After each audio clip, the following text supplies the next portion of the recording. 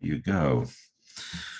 Good evening, folks. Welcome to week 72 of the Gospel of Luke. I'd like to begin with a reading of Psalm 59 tonight.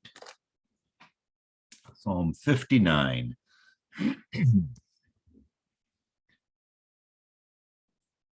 Which reads, "Deliver me from my enemies, O God. Protect me from those who rise up against me. Deliver me from those who work evil, and save me from bloodthirsty men. For behold, they lie in wait for my life. Fierce men stir up strife against me. For no transgression or sin of mine, O Lord, for no fault of mine, they run and make ready. Awake, come to meet me and see. You, Lord of hosts, are God of Israel. Rouse yourself to punish all the nations. Spare none of those who treacherously plot evil. Each evening they come back, howling like dogs and prowling about the city. There they are, bellowing with their mouths, with swords in their lips. For who, they think, will hear us? But you, O Lord, laugh at them. You hold all the nations in derision. O my strength, I will watch for you, O my God, are my fortress. My God, in his steadfast love, will meet me. God will let me look in triumph on my enemies. Kill them not, lest my people forget. Make them totter by your power and bring them down, O Lord, our shield. For the sin of their mouths, the words of their lips, let them be trapped in their pride. For the cursing and lies that they utter, consume them in wrath. Consume them till they are no more, that they may know that God rules over Jacob to the ends of the earth. Each evening they come back like howling dogs, and prowling about the city, they wander about for food and growl if they do not get their fill. But I will sing of your strength. I will shout aloud of your steadfast love in the morning. For you have been to me a fortress and a refuge in the day of my distress. O my strength, I will sing praises to you. For you, O God, are my fortress, the God who shows me steadfast love." Apropos for what we're going to be looking at this evening in the trial of Jesus, as he is being continually accused by his opponents before both Pilate and Herod, which I'll be reading to you here in just a moment. Last week, we looked at the sifting of Peter, if you want to call it that, where Peter is questioned in the courtyard of the high priest by a servant girl and then two unidentified men as to his association with Jesus. And three times Peter denies any knowledge of or association with the man who is on trial, or who's being questioned rather, in front of the high priest. And the rooster crows, and Jesus looks at Peter, and Peter goes out and weeps bitterly, because he then recalls the words of Jesus saying that before the next rooster crows, you will have denied me 3 times, Peter. So this week, we're going to cover the first 25 verses of chapter 23. I only have 10 pages of notes to get through. And never mind the fact that the Buffalo Bills are kicking off in just a few minutes here. So if we end early, it's purely coincidence, I promise you, and not any desire to see the football game. No, we're not going to end early, not with 10 pages of notes. This unit that we're looking at tonight is going to show some of the greatest irony in the Gospel of Luke, in that Jesus is going to be tried as an insurrectionist, both before Pilate and before Herod. He's going to be declared innocent by both. And the people are going to demand that a true insurrectionist, the man Barabbas, be released to them in order that Jesus might be crucified. So there's a bit of irony going on there when this individual who is an insurrectionist and a murderer is preferred over Jesus, who is not an insurrectionist, who is the Son of God and who has been teaching the way of God, who is the Messiah. But there's a purpose behind all of it, and we'll look at that if we should make it to the application slide here in a little bit. Put the outline up and let me read for you this section of Luke, Luke chapter 23, beginning in verse 1 down through verse 25. Then the whole company of them arose and brought him before Pilate. And they began to accuse him, saying, "We found this man misleading our nation and forbidding us to give tribute to Caesar, and saying that he himself is Christ, a king." And Pilate asked him, "Are you the king of the Jews?" And he answered him, "You have said so." Then Pilate said to the chief priests and the crowd, "I find no guilt in this man." But they were urgent, saying, "He stirs up the people, teaching throughout all Judea from Galilee, even to this place." When Pilate heard this, he asked whether the man was a Galilean. And when he learned that he belonged to Herod's jurisdiction, he sent him over to Herod, who was himself in Jerusalem at that time. When Herod saw Jesus, he was very glad, for he had long desired to see him because he had heard about him, and he was hoping to see some sign done by him. So he questioned him at some length, but he made no answer. The chief priests and the scribes stood by, vehemently accusing him. And Herod, with his soldiers, treated him with contempt and mocked him. And then, arraying him in splendid clothing, he sent him back to Pilate. And Herod and Pilate became friends with each other that very day, for before this they had been at enmity with each other. Pilate then called together the chief priests and the rulers of the people and said to them, "You brought me this man as one who is misleading the people. And after examining him before you, behold, I did not find this man guilty of any of your charges against him. Neither did Herod, for he sent him back to us. Look, nothing deserving death has been done by him. I will therefore punish and release him." Now he was obliged to release one man to them at the festival. But they all cried out together, "Away with this man, and release to us Barabbas, a man who had been thrown into prison for an insurrection started in the city and for murder." Pilate addressed them once more, desiring to release Jesus, but they kept shouting, "Crucify, crucify him." A third time he said to them, "Why?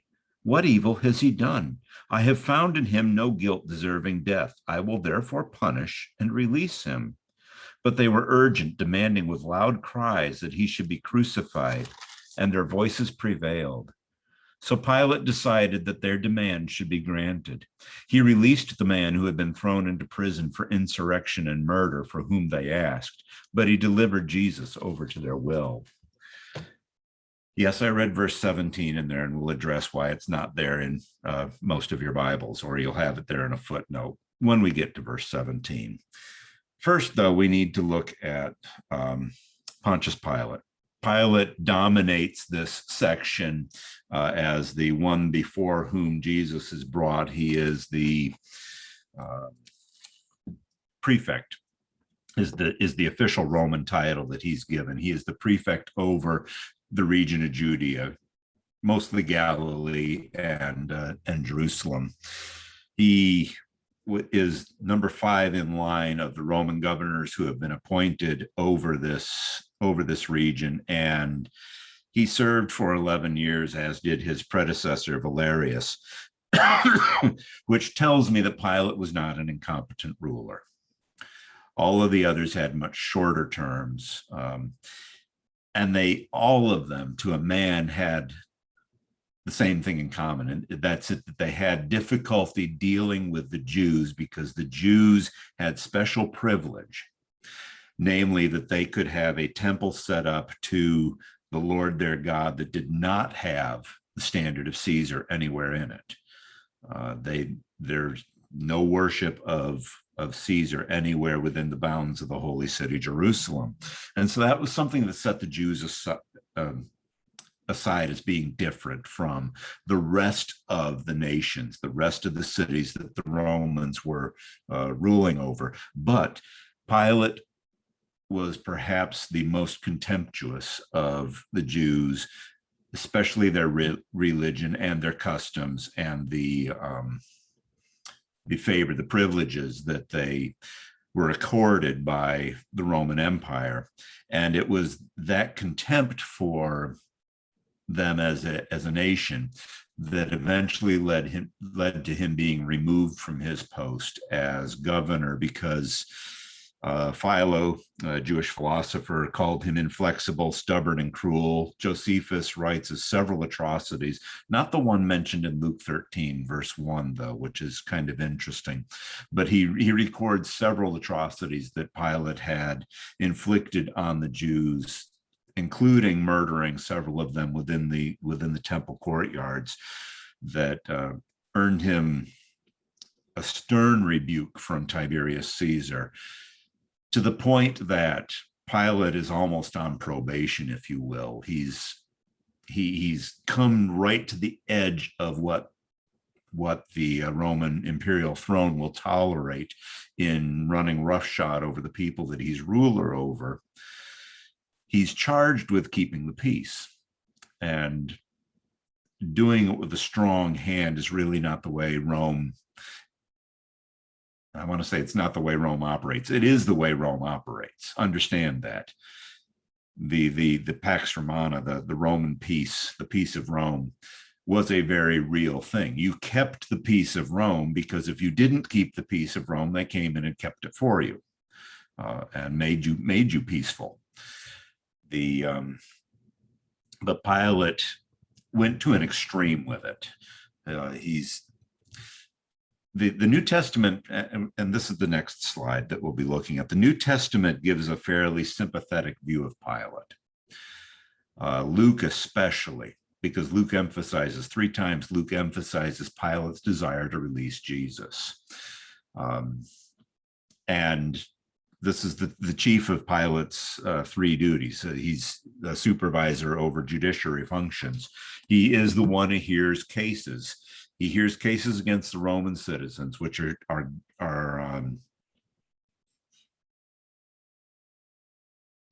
what's the word?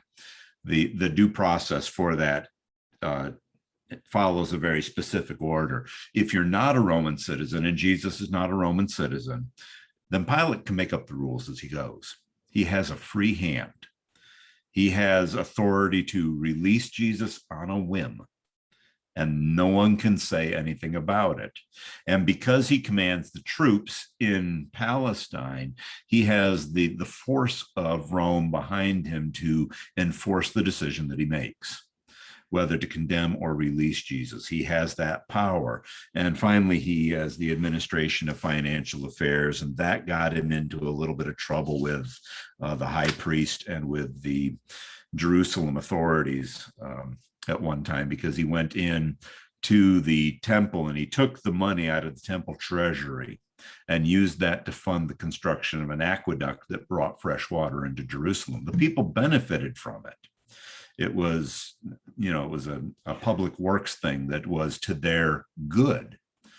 But he used the funds from the temple treasury to fund that, and that really was an antagonistic thing between him and the Jewish people. So is Pilate a hero? It depends on who you read. Some people are very sympathetic toward Pontius Pilate. They look at Pilate as a figure who, down to the last, some people suggested that he was a hero. Some people look at the Gospels and say the Gospels are written in such a way so as to protect Christians who are living in areas of Roman jurisdiction. Because if they paint Pilate in a favorable light, the Romans won't read the Gospels and then go beat up on the Christians. However, I take exception with that because the Bible, and especially the Gospels, are not works of propaganda. The gospel is not propaganda. The gospel is the message of salvation as shown to us in the person of Jesus Christ, his life, his ministry, his death, his burial, and his resurrection. Those elements that are consistent throughout all the gospel accounts. And secondly, the gospel accounts are very clear, and Jesus makes it very clear that one of the hallmarks of genuine discipleship is bearing faithful witness under trial. Bearing faithful witness when you encounter opposition. And so it would be hardly imaginable that the gospel writers are going to misrepresent the trial of Jesus in order to avoid offending Roman sensibilities, because it's written for Christians and those who are going to become Christians because of reading it. It's not written for, it's not a thing, it's not a politically correct or washed or cleansed version of the truth. It's God is interested in making the truth palatable to us. He's going to tell us point blank, you sinned. The wages of sin is death, and all of you have sinned. But there's a way to become cleansed. There's a way to be redeemed through the death and the burial and the resurrection of Jesus Christ. Some people say that the gospel writers place the entire blame for the death of Jesus squarely on the Jews, that it was entirely the Jews' fault, and that Pilate, despite his best efforts, was helpless to prevent it. That's kind of silly. Pilate was the man in charge. Pilate was the man who would say, yes, this man will be crucified, or no, this man won't be crucified. And as I said, he had the sword of Rome backing him up. And the Gospels are very clear, and Christy pointed this out last week, that not all of the Jewish leaders consented to the death of Jesus. Joseph of Arimathea, Nicodemus, two that are named, who did not consent to the decision to put Jesus to death. And Luke is going to record for us in Luke chapter 23, verses 27 to 31 and verse 48, a large crowd of Jews following Jesus to the crucifixion who are mourning.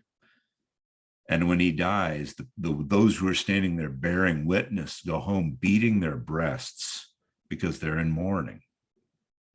They're sorrowing over the death of Jesus. They're not rejoicing about it. So it's not squarely on the Jews.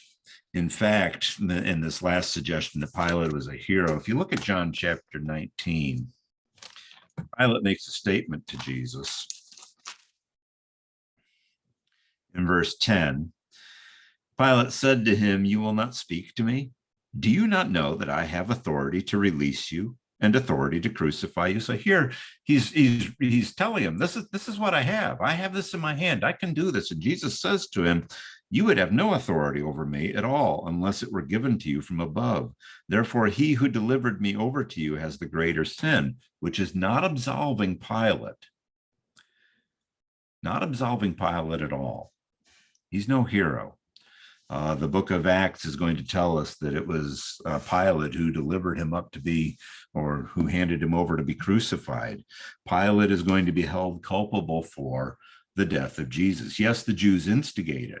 Again, when we get to the application slide, I hope to clear up the mud that I'm stirring up here sort of on purpose. Some people want to suggest that Pilate is a hero. Pilate's no hero. Instead, in verse 1, the whole company of the Sanhedrin that has him on trial here, and as if you remember from yesterday, 23 men had to sit and deliver the verdict. The Sanhedrin is 71 men. So it could be at the minimum the 23, it could be much of the body, but it didn't include all of them. Some of the Jews did not consent to the death, and so they bring Jesus before Pilate and began to accuse him, saying, and Luke is the only gospel writer who enumerates the charges, the official charges against Jesus. Matthew and Mark both start with Jesus being brought to Pilate, and there's accusations made, but they aren't specified. And Pilate asks at the start of both of their confrontations, "Are you the king of the Jews?" just as he does here in Luke and as he does in the Gospel of John. But he says, "We found this man misleading the nation." Your version may say perverting the nation. The charge here is that this man is an instigator. He's rousing up the people. He's going to stir them up into rioting. He's teaching them things contrary to the peace of Rome. Interestingly, Jesus said back in Luke chapter 9 and in verse 41,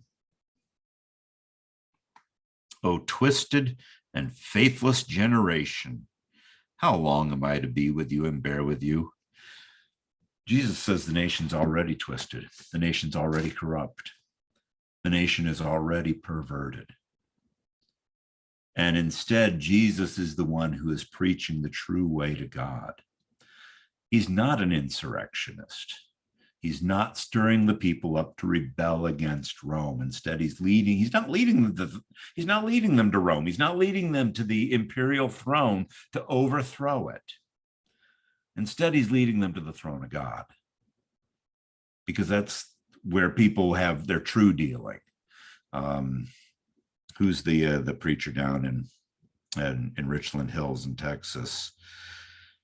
His name I can't think. Rick Ashley, who says that the most important verse in the Bible is Genesis 1:1, in the beginning God, because it's God that we ultimately have to deal with. And it is God whom we have ultimately to deal with. I'm not going to answer to Caesar when I die. Never mind that Caesar's been dead for millennia now. But I'm not going to answer to him. I'm not going to stand before him in judgment, or whomever might be president of the United States at that time. I'm going to stand before God. And it's to God that I have to give answer, not some puny little earth potentate. So the first accusation, the man is misleading our nation. Pilate would have heard this as a threat to Roman peace. And Pilate is charged with keeping Roman peace. So these charges are very carefully crafted by the Sanhedrin to paint Jesus as a rebel who is opposed to Rome. We have read, I have read to you the entirety of Jesus' sermons in the Gospel of Luke. Do you remember how many of them dealt with rising up against Rome? Bill's shaking his head. None of them did. That wasn't Jesus' aim. It's not our aim today to be preaching political insurrection. That's not the message of the gospel. The message of the gospel has to deal with sin, not with earthly politics. He incites people to refuse to pay taxes. He says, forbidding us to give tribute to Caesar, which is a sort of confirmation of the first charge, because if every uprising that happened, and usually around the time of the census when the taxes were collected, had to do with the payment of tribute to Rome. And so if this man is telling people not to pay tribute to Rome, then he is a genuine insurrectionist, and Pilate really needs to deal with him. It's, remember Pilate's 3 responsibilities. Number 3 was he's responsible for the financial administration within this region. If Jesus is telling people don't give taxes, that's a direct threat to Pilate. So Pilate, your job's in trouble now if you let this man live. And yet, Luke chapter 20, verse 25, Jesus says, render to Caesar the things that are Caesar's, and to God the things that are God's. In other words, pay your taxes. Pay your taxes. Pay taxes to whom taxes are due. Paul's going to say the same thing in Romans chapter 13. Give tribute to whom tribute is due. That's because Christians are to be model citizens and not up in arms against the government unless the government says, you may not worship in this name. You may not preach this name. Then we run into some difficulties and are within our rights to say, hey, no, you can't tell us these things. Thirdly, he claims to be a Messiah, a king. They have to explain what a Messiah is to Pilate, because Pilate won't understand the Greek word or the Aramaic word, depending on what language they're speaking. He claims to be a king. And this is really the important charge that Pilate needs to deal with. If you look in Luke chapter 19, verse 38. As Jesus is approaching from the Mount of Olives, he's approaching Jerusalem. The crowd is surrounding him and they're saying, "Blessed is the King who comes in the name of the Lord. Peace in heaven and glory on the highest." He says he's a king. High treason. One of two reasons why people can be crucified under Roman law. High treason. Josephus, in his writings, lists a whole bunch of pretenders, lists a whole lot of men, would-be leaders, kings, prophets, revolutionaries. Never once did he use the term Messiah of any of them except for Jesus in the Antiquities of the Jews, chapter 20, verse around section 200 or sentence 200. Pilate would have heard this, though, as a threat to Rome, a threat to Caesar, a threat to the emperor himself. And so he begins the questioning of Jesus saying, "Are you the King of the Jews?" And Jesus gives the same answer that he gives in chapter 22, verse 70, when the Sanhedrin says, "Are you the Son of God?" Jesus says, "You have said so." 2 words in Greek. That's the only speech that Jesus gives in the entire trial that Luke records for us. 2 words. "You have said so." Yes, I understand. That's 4 words in English. But in Greek, it's 2 words. Still. And it's the same ambiguous answer that he's giving to them to say that, yes, it's as you say, but not as you understand. Is Jesus a king? Absolutely he is. King of kings and Lord of lords. Is his kingdom set up in some grand palace on earth from which he rules, sitting on a physical throne here, surrounded by a whole bunch of soldiers? No. That's what Pilate understands of kings. The idea of a spiritual kingdom is foreign to Pilate and to his understanding. So when he hears Jesus say, "It is as you say," or "You have said so," he's going to question him at length. And John gives us a lot of detail that Luke omits in the discussion that Pilate and Jesus have over this very point. John chapter 18 and verse 33, Pilate entered his headquarters again and called Jesus to him and said to him, "Are you the King of the Jews?" Jesus answered, "Do you say this of your own accord, or did others say it to you about me?" Pilate answered, "Am I a Jew? Your own nation and the chief priests have delivered you over to me. What have you done?"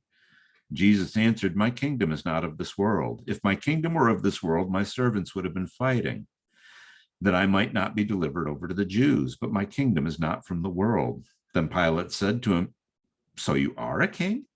Jesus answered, "You say that I am a king. For this purpose I was born, and for this purpose I have come into the world, to bear witness to the truth. Everyone who is of the truth listens to my voice." And Pilate said to him, "What is truth?" And we could talk a whole long time about that, just that conversation that they're having. This is, and Christie writes, it's how the whole audience understood what they understood of kings. And it's true that they understand kings as a physical presence, a political thing. Pilate's a politician. Another one of the comments that was up there. And so Pilate understands political kings. Jesus' kingdom, he says, is not of this world. If it was, my disciples would be out there fighting right now to get me released. We would be at war. Instead, Jesus is standing there passively. He's not even answering the charges. The crowd, the accusers are standing there, and they're continually throwing these words up again. It would have been a short war, Christie wrote. Yes, a very short war. Jesus could have called 10,000 angels. We sing that song, beautiful song. Boy, that would have been a really short fight. Only needed one angel. Imagine what 10,000 could do. But Pilate understands earthly terms. And so he questions Jesus at length. Luke gives us one verse. And Pilate asked him, "Are you the king of the Jews?" And he answered him, "You have said so." Then Pilate said to the chief priests and the crowd, "I find no guilt in this man." Boy, that's a short trial. One question, one answer. No, you know he goes at length and length and length. Luke here is giving us a short version of what's going on. And then when he finally turns back to the crowd and says, "Hey, I find no guilt in this man," and Luke is going to consistently present the followers of Jesus as no political threat within whatever realm they are or within whatever region they are. Acts chapter 18, verses 4 to 16, chapter 19 and verse 40.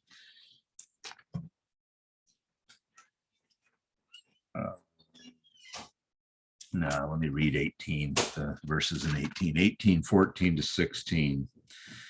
When Paul was about to open his mouth, Galileo said to the Jews, "If it were a matter of wrongdoing or vicious crimes, O Jews, I would have reason to accept your complaint. But since it is a matter of questions about words and names in your own law, see to it yourselves.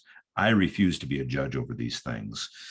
And several other verses within the book of Acts, we find that political powers aren't interested in spiritual powers and the spiritual war that is ongoing, and they're not interested in messiahs. They're not interested in sins and forgiveness of sins and atonement for sins.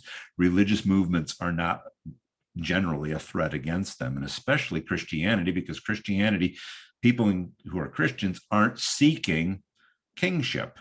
They don't want to be kings. Jesus says, "Let he who is the greatest among you be servant of all." We're seeking to be servants, not those who are sitting up there making the decisions and ruling with an iron fist. So the people answer, saying, "He stirs up the people, teaching throughout all Judea, from Galilee even to this place." It's not just Jerusalem, Pilate. You got to understand, it's all of Galilee that's up in arms now. You don't see it happening, but oh, believe us, he's raising up an army. So Pilate hears, oh, he's from Galilee, so he sends him to Herod. Pilate heard this. He asked whether the man was a Galilean. When he learned that he belonged to Herod's jurisdiction, sent him over to Herod. Herod is in the Hasmonean palace, about 10 minutes walk from where Pilate is, because Herod is there for Passover. Herod is a Jew. He may not be a very good Jew, but he's a Jew. He's there for Passover, and he's going to be observing Passover with the Jews.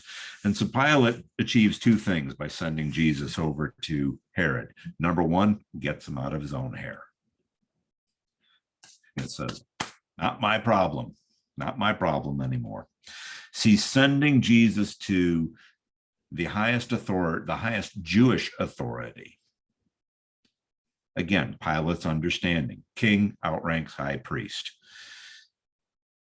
who might have more sensitivity to Jewish religious matters. Pilate has been told, you need to be more sensitive to the Jews. And so Pilate is acting on the orders that he has from the Roman throne and is doing his best to placate the crowd. But he also wants to carry out justice. So he sends him off to Herod. Secondly, this is a political maneuver. It's purely a political thing, because whatever becomes of Jesus, Pilate will not be the one who is solely responsible. He's going to let Herod make the decision. Well, Herod's going to send him back to Pilate, because Herod is, he's happy to see Jesus, which makes me wonder about the verse in chapter 13, verse 31, when the Pharisees come and warn Jesus, Herod is looking to kill you. If it wasn't just a ploy on the Pharisees' part to get Jesus moving out of town and send him along someplace else. But Herod's a little unstable too, as we know from all of the Herods. They're all a little bit off their rockers. So he's very glad to see Jesus. He's been seeking to see Jesus because he had heard of him and was wondering who he was, if he wasn't John the Baptist back from the dead. and he was hoping to see some sign done by him. That's a really telling lie. He was hoping Jesus would be a performing prophet for him, someone who would do a sign, impress me, amaze me, do something to wow me, to knock my socks off. Luke chapter 11 and verse 29, Jesus has said, the crowds were increasing and began to say this. When the crowds were increasing, he began to say, this generation is an evil generation. It seeks for a sign, but no sign will be given to it except the sign of Jonah. Jesus is not a miracle vending machine. You can't plug in your Roman denarius and get a miracle out of it. He's not there for Herod's entertainment. Interestingly, the words that are used here in verse 8, he had long desired to see him because he had heard about him. Luke is filled with language about seeing and hearing. In fact, the Gospels are filled with language about seeing and hearing, that your eye might see, that your ears might hear. Seeing and hearing is a necessary component for belief. We hear the words, we see the truth of the words. These people here had seen the works of Jesus and they'd heard his teaching, and that led them to belief. Herod he's seeing Jesus now, he's heard about him, and he wants to see a sign. He wants to see a miracle. He's not at all interested in belief. Jesus could have turned every person in the courtroom blue, turned them all into Smurfs. And Herod still would not have been convinced. He wouldn't have believed because he wasn't looking to believe. He was looking to be entertained. And so they begin to mock him because Herod finds no validity to the claim that Jesus is a king. He doesn't look or act like a king. He doesn't have an army. He's not issuing edicts. He's not challenging Herod to war. He's not even threatening Herod's domain. And so he dresses him up in fine robes, a word that is repeated in Acts chapter 12, verse 21 of Agrippa the First, Herod Agrippa the First, who puts on his royal robes and goes out and addresses the crowd. And the people shout, this is the voice of a God and not a man. And God strikes him and he dies and he's eaten by worms right there on the spot. It's the same word, the royal robes. He dresses him up in finery. Let's make him look like a king. And then we'll send him back to Pilate in mockery, in contempt, because this man's no king. And so they send him back. And Pilate receives him back in verse 12 or in verse 13 says, you brought this man to me as a man who is misleading the people. And after examining him before you, behold, I didn't find anything. I didn't find this man guilty of any of your charges against him. Neither did Herod. 2 witnesses have now attested to the innocence of Jesus, of these charges. What does Jewish law say about the testimony of 2 witnesses? You need 2 witnesses to condemn, 2 witnesses to acquit. They've got 2 witnesses now saying Jesus is innocent. By their own law, Jesus should be released. Do you think the chief priests know these things? Are they aware of this? Do they know that Jesus is innocent? Of course they do. In fact, Matthew tells us, and I think Mark tells us, that Pilate knew that the people had brought Jesus to him out of jealousy. They were jealous of Jesus. They were envious of Jesus. They were threatened by Jesus. And so Pilate says in verse 16, therefore I will punish and release him. Roman punishment, Roman whipping. There's 3 levels of Roman whipping, and I'm not going to pronounce the Latin because I don't do Latin. There's the beating, which is a lashing by a whip, the 40 strokes, the 40 lashes. administered as a preventive measure and is regarded as a warning. It is I don't want to call it a minor thing because no whipping is a minor thing, but this is the least of the whippings that the Romans would administer. Then there's the flogging, which is a brutal whipping for criminals who have been accused of or found guilty of serious offenses. And this is this is the whip that has the bits of bone, and it will lay the flesh open. This is the whipping to the point that you're going to be bleeding. And then there's the last one, the scourging. Scourging was a form of Roman capital punishment. There were people who were literally whipped to death by the Romans. They would start and they would not stop until you were dead. Or this is a whipping that is in preparation for crucifixion. It's still brutal because you're going to die on a cross anyway. They're not interested in your health. It is a vicious whipping. I think Pilate is using the first of these three terms, saying that I will punish him. I'm going to chastise him because he's not guilty of anything. This is a warning. He's warning Jesus, don't you come back before me again and cause up all this trouble. You're giving me headaches, and I want a peaceful day. I don't want these sort of things. I will punish and release him. And then verse 17, which is not probably in your Bible, or it might be in a footnote. I read from the English Standard Version. I read the footnote. Now he was obliged to release one man to them at the festival. This verse is not found in the most ancient manuscripts, the oldest ones. It is found in the late manuscripts from about the 500s and 600s. It's found either after verse 16 or after verse 19. And where it is found, the wording isn't consistent between versions, which makes me think that it was an addition. And obviously, most Bible translators think that it's an addition. It's added to explain what Pilate means. I will release him.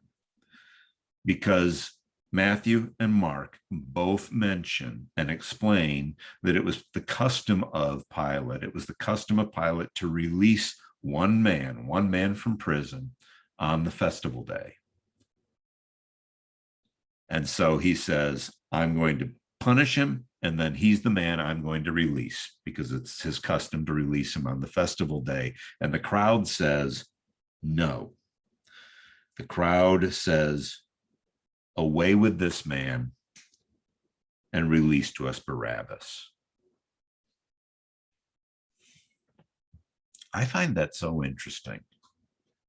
Jesus is not guilty of anything. Pilate has already said, I find nothing of this man deserving of death. And he's going to reemphasize it in verse 22.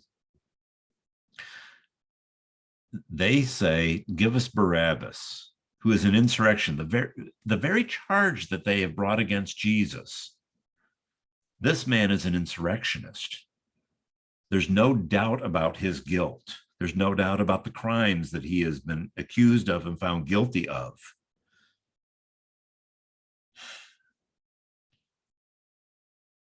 He's a murderer. Look at Numbers chapter 35. God's pretty clear about murderers under the law. In Numbers chapter 35, beginning in verse 30, if anyone kills a person, the murderer shall be put to death on the evidence of witnesses, but no person shall be put to death on the testimony of one witness. Moreover, verse 31, you shall accept no ransom for the life of a murderer who is guilty of death, but he shall be put to death. Barabbas, under their law, is to be put to death. But they say, no, release him to us. We choose him over this innocent man, over this man who is not an insurrectionist and has committed no murder. And Christy asked, who has the ultimate choice? Pilate has the ultimate choice. Pilate has the authority. Pilate can crucify Jesus. He can release Jesus. He can do as he pleases, because Jesus isn't a Roman citizen. He's not bound by Roman due process in this particular case. And so the people say, no, away with him. Pilate again addresses them in verse 20. He's tries 3 times to release Jesus, but the crowd says, and this is the first time it's mentioned, crucify it, put him to death. The Greek word for crucify, stauro, is literally to fix a stake. In the Septuagint, that's the Greek Old Testament, is found in one location in Haman's punishment in the book of Esther. Haman had erected a gallows, 50 cubits high for Mordecai. Esther chapter 7. Verse 8. The king returned from the palace garden to the place where they were drinking wine as Haman was falling on the couch where Esther was. And the king said, will he even assault the queen in my presence in my own house?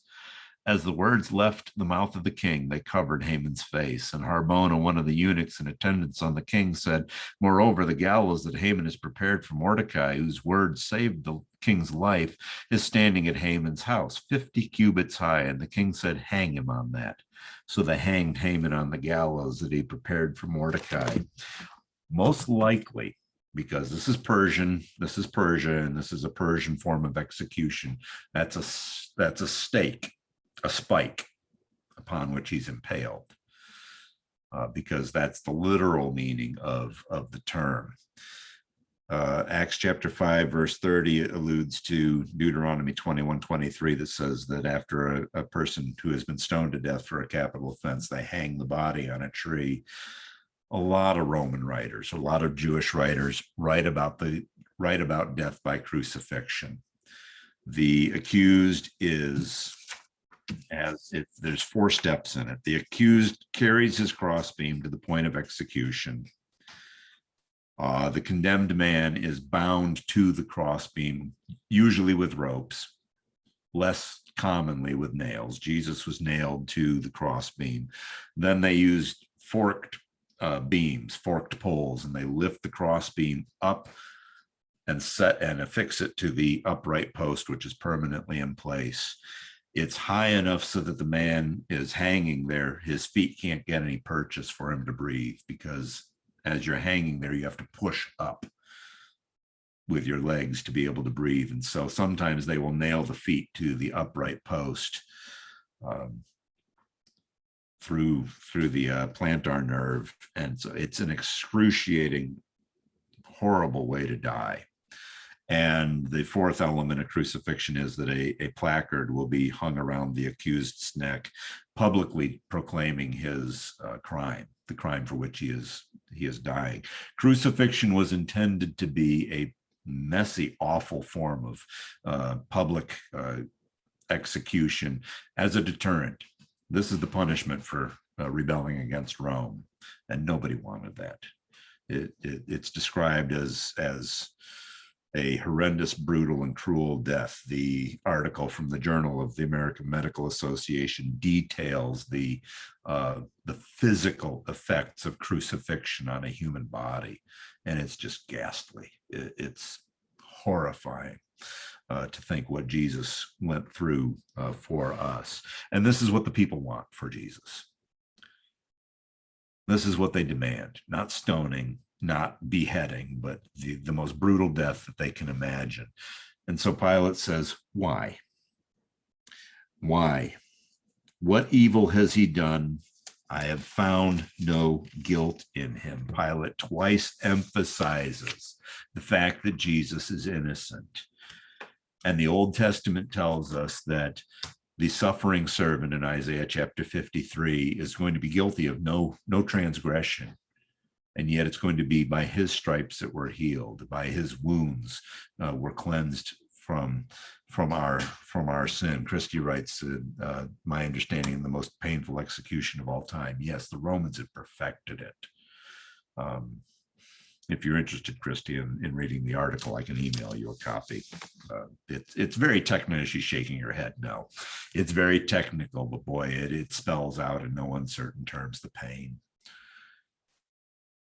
The Gospels are very careful to present the innocence of Jesus to show that he was the righteous Son of God who suffered, died, and then was vindicated. Criminal goes free. Barabbas is released. The voices prevail. Luke doesn't go into any detail over why Pilate capitulates to the crowd. In Mark chapter 15, verse 15, Mark says, wishing to satisfy the crowd, Pilate gave in to them. He wants to satisfy the crowd. Pilate does not want a riot. If there's a riot, the soldiers are going to come in and put it down, and then Pilate is going to be hauled off before Caesar to answer the question of why on earth was there yet more death and bloodshed in Jerusalem, where you're supposed to be about keeping the peace. And it doesn't detail Pilate washing his hands and saying, I'm innocent of this man's blood, or the dream that Pilate's wife had saying, have nothing to do with this man. Pilate does everything he can, and yet doesn't say, no, I'm going to release this man. He has the power to, but doing so would be a very costly political move for him. And above all else, Pilate's a politician. And he probably reasons that the death of one man, one controversial teacher, is far better than mass violence during a Jewish festival. And so the innocent one gets placed among criminals. Luke chapter 22, verse 37, where Jesus says, for I tell you that this scripture must be fulfilled in me. And he was numbered with the transgressors, for what is written about me has its fulfillment. And in Isaiah 53 and verse 12, which I had in my head just a moment ago, but don't. He was numbered, he poured out his soul to death, and he was numbered among the transgressors, yet he bore the sin of many, and he makes intercession for the transgressors. So earlier in the outline, I had point 3 of the outline was Pilate versus the mob. So that got me to thinking last night as I was out walking, is the trial of Jesus really a contest between Pilate and the people? I don't think so, because in Acts chapter 2, in the sermon, the Pentecost sermon that Peter gives, Peter makes this statement in Acts chapter 2, verse 22 and 23. Men of Israel, hear these words. Jesus of Nazareth, a man attested to you by God with mighty works and wonders and signs that God did through him in your midst, as you yourselves know.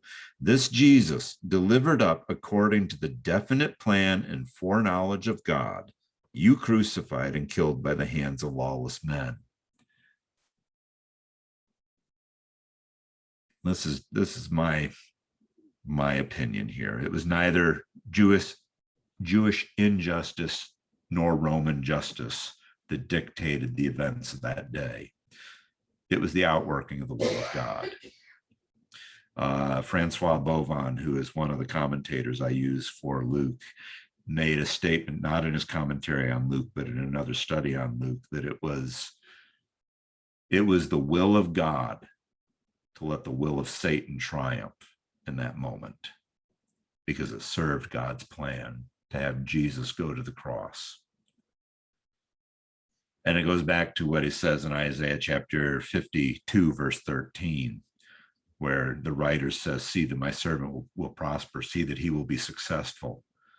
Jesus hanging on the cross does not look like success to any of his disciples, and yet it was a success for God. And so it makes me think that Luke 13, verses 1 to 5, where Jesus talks about the Galileans whose blood Pilate had mingled with their sacrifices, asking the disciples the questions, do you think these men were more wicked than any others on that day? He says, no, I tell you, but unless you repent, you will all likewise perish. Or what about the Tower of Siloam that fell and killed 18 men? Were they worse sinners than anybody else? No, but unless you repent, you too will perish. Paul writes in 1 Corinthians and 2 Corinthians, chapter 10, in verses 3-5, for though we walk in the flesh, we are not waging war according to the flesh, for the weapons of our warfare are not the flesh, but have divine power to destroy strongholds. We destroy arguments and every lofty opinion raised against the knowledge of God and take every thought captive to obey Christ. And he says in Ephesians chapter 6, verse 10, finally be strong in the Lord and in the strength of his might. Put on the whole armor of God that you may be able to stand against the schemes of the devil. For we do not wrestle against flesh and blood, but against the rulers, against the authorities, against the cosmic powers over this present darkness, against the spiritual forces of evil in the heavenly places. There's a battle going on. Jesus has won the war. Jesus has triumphed. And you read to the end of the Bible, God wins, as Carrie likes to say. But there's a battle going on for your soul. There's a battle going on for my soul. There's a battle going on for the souls of those that we know and love. It's not a thing that we can see, like what was going on in the trial of Jesus. It wasn't about Pilate. It wasn't about the Jewish people who were standing there accusing Jesus. It was about that man who was standing there silent and going through it all, in order that he might fulfill the will of the Father and go to the cross. It was about Jesus. It was about us and what Jesus was doing for us by going to that cross to win that battle.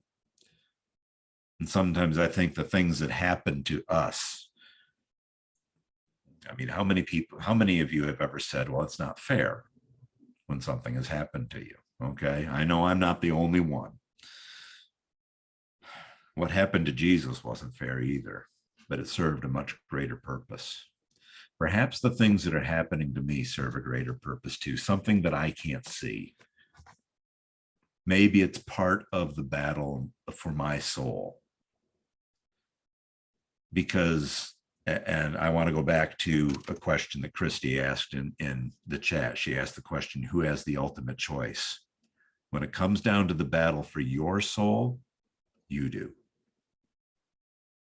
When it comes to the battle for my soul, I do. I choose. I choose who's going to win that war. Is it going to be Christ? Is it going to be the devil? The fight is going on.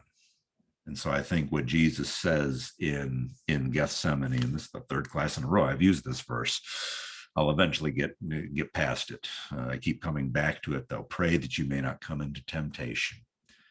Pray for strength. Pray in preparation for the trials that you and I we're all going to face in life.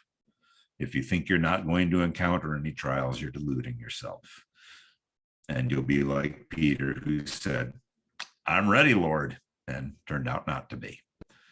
Pray that you don't come into temptation. Next week, the crucifixion of Jesus, verses 26-49, in some detail, hopefully not terribly graphic, but in some detail to understand the events that take place there and the scriptures that are being fulfilled as Jesus goes to the cross and ends up dying for our sins. Let me find the recording.